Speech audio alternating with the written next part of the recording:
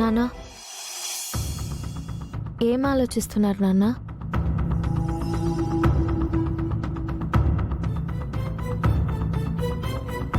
పెద్దయ్య, మీరు దేని గురించి ఆలోచించకండి. ఇంట్లో ప్రాబ్లమ్స్ గురించి నేను అమ్మాయి గారు చూసుకుంటాం. మీరు మీ పనులు చూసుకోండి.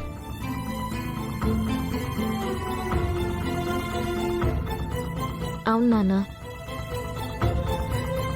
సీఎంగా ప్రమాణ స్వీకారం చేసినప్పటి నుండి రాష్ట్రం గురించి, రాష్ట్ర ప్రజల గురించి ఆలోచించడానికి కూడా మీకు టైం ఉండట్లేదు.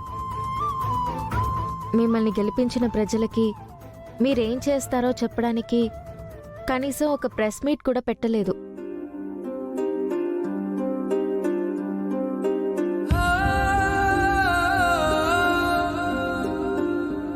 మీరు మంచి నాన్నగా ఎలా గెలిచారో మంచి నాయకుడిగా కూడా గెలవాలి నాన్న.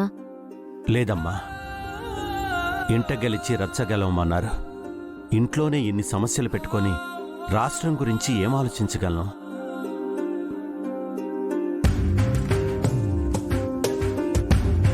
ఇంటి సమస్యలే పరిష్కరించలేని నేను రాష్ట్ర ప్రజల సమస్యలు ఏం పరిష్కరించగలను? మన గురించి రాజు తన వాళ్ళకి దూరం అయ్యాడు.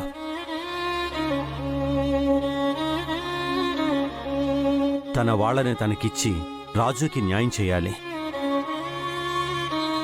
ఇంకోవైపు పింకీ సమస్య ఏంటో తేల్చాలి.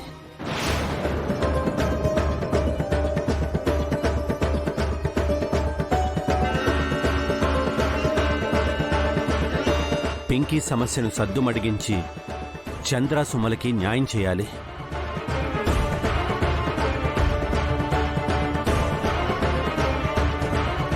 మరోవైపు మందారం పరిస్థితి ఏంటో కూడా అర్థం కావట్లేదు.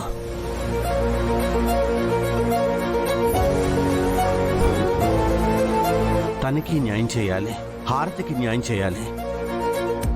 ఎవరికి న్యాయం చేస్తే ఎవరు అన్యాయం అయిపోతారేమోనని భయంగా ఉందమ్మా.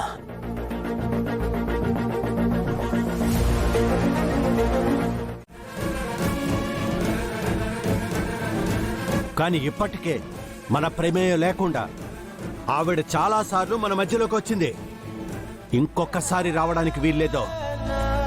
ఎందుకు నాన్న ఇంతమందిని క్షమించగలుగుతున్నారు, అమ్మని క్షమించలేరా నాన్న? అమ్మ గురించి నాకంటే మీకే ఎక్కువ బాగా తెలుసుంటుంది. ఒకసారి మీ సైడ్ నుంచి కాకుండా అమ్మ సైడ్ నుంచి కూడా ఆలోచించండి నాన్న. ఏ సైడ్ కూడా ఆలోచించాల్సిన అవసరం నాకు లేదు. నీ లైఫ్లో ముఖ్యమైన వాళ్ళు ఇద్దరని చెప్పేదానివి. ఒకటి నేను, ఇంకొకరు రాజు అని.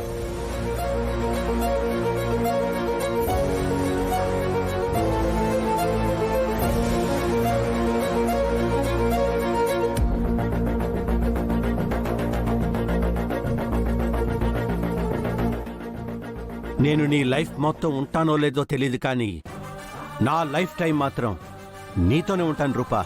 రాజు ఉంటాడు. మీ అత్తయ్య వాళ్ళు కావాలంటే చెప్పు, ఇప్పుడే వెళ్ళి వాళ్ళ కాళ్ల మీద పడైనా వాళ్ళు ఒప్పిస్తాను. హారతి విషయంలో తప్పు చేసిన ఈ దీపక్ గాన్ని షూట్ చేయమను, ఇప్పుడే షూట్ చేస్తాను.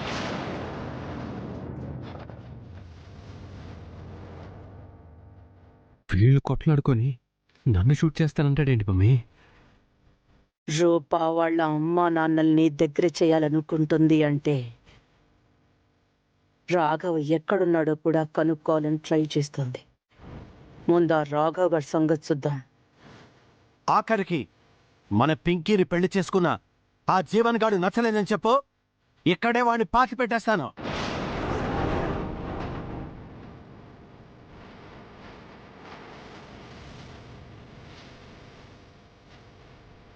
నీకోసం ఏమైనా చేస్తానమ్మా. ఆ విరూపాక్షిని యాక్సెప్ట్ చేయడం తప్ప. చూడుపా, నువ్వు నా కోసం ఒక పని చేయగలవా? ఏంటి నాన్న? వీలైతే ఆ విరూపాక్షి గురించి ఆలోచించడం, నన్ను ప్రశ్నించడం మానేసే. నాన్న, మీ జీవితంలోకి అమ్మ మధ్యలో వచ్చుంటుంది కాబట్టి మీరు వదులుకోగలరేమో నాన్న, కానీ నా జీవితం పుట్టిందే అమ్మ నుండి కదా నాన్న.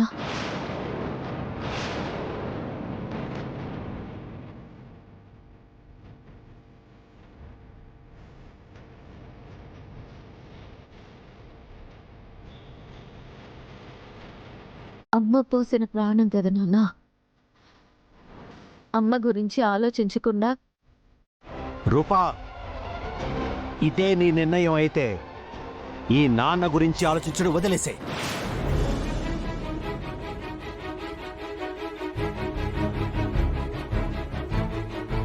రూపా, అంతటితో వదిలేదు.